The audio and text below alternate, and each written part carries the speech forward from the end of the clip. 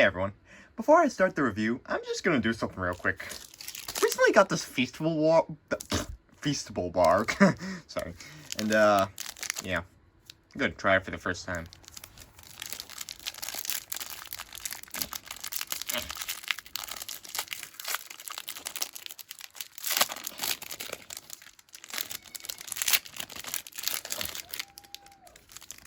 Alright, hashtag YOLO.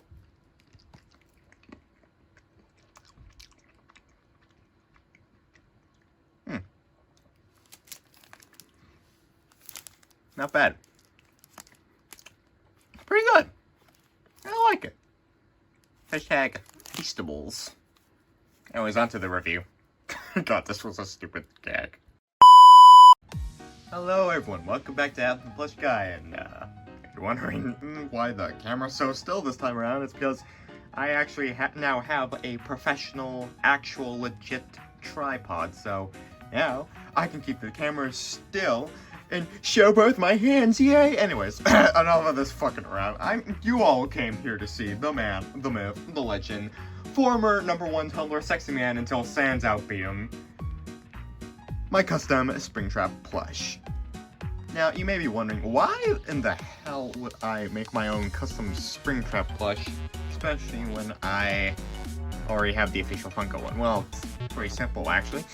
I wanted to see if I can do better than Funko, because, I mean, come on.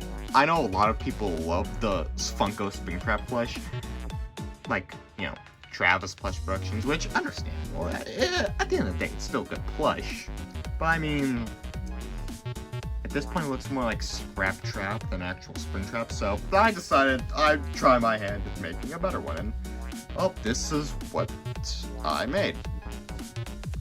And you may also be wondering, why did I give him a doll body? It's because, well, you know, Springtrap isn't any ordinary animatronic.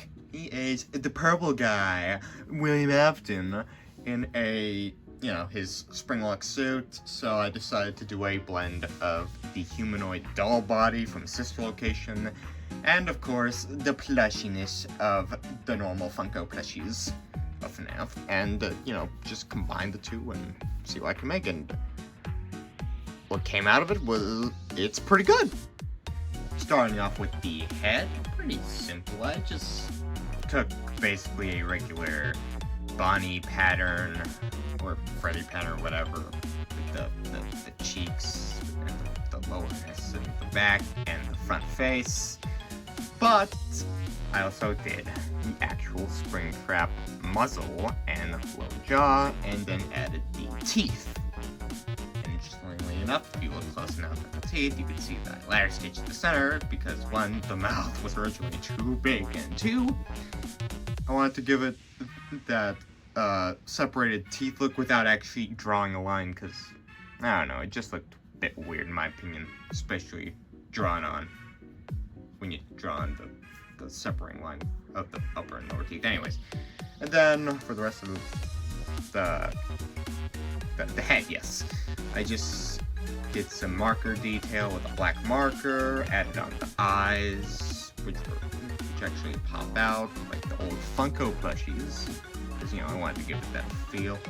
Glued on some eyelids for him, marker around the eyes for added detail.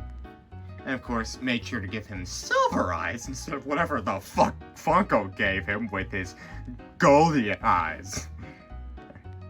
And then the ears, I just did my own patterns. Because, Funkos.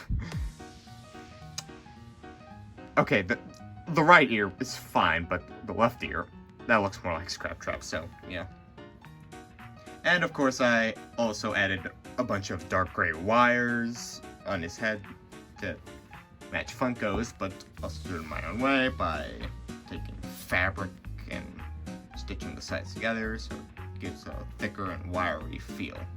And then lastly, for the head, I just sewed on a little nose and made sure to make it messy, because, well, his nose is messy. Going down to the body, I took 3 rectangular shapes for the body itself, sewn together, and then sewed a oval at the bottom for his butt, and then glued on a tummy piece with this dark green fabric as well as a button, and then sewed on this black withering here, and added a red spot for his corpse underneath. And then for the arms, I basically did a Theodore and did a mix between the doll arms and the plush arms. So yeah, that's why they look like that. Also added some detail on them, as well as add some wires on the shoulders. And then finally for the legs, I basically did the same thing, but instead of the arms, where it's just one piece of rectangular fabric, I took two, that being the moldy green and dark gray for his endoskeleton lower legs, of course, and also added red at the bottom of the foot because he had a bunch of weird red, tangly flesh stuff on his feet. And I wanted to do this instead of whatever the hell Funko did with theirs. So, yeah. And, that's pretty much all I did and all I have to say for the design of this Springtrap custom.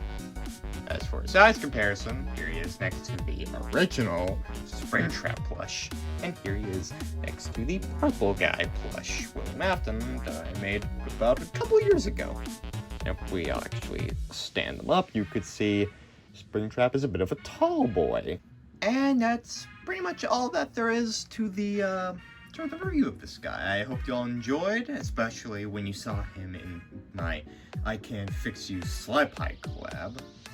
And, yeah, just hope y'all enjoyed it. Also, one more thing about my tripod. Look at this, I got a little remote where you could pause it with the button, and yeah. Here, let me give you an example. Press. Voila! Isn't that cool or what? Hell yeah. But anyways, in all seriousness, before I go, I'm just gonna give you a little sneak peek of the next custom plush review I'll be doing.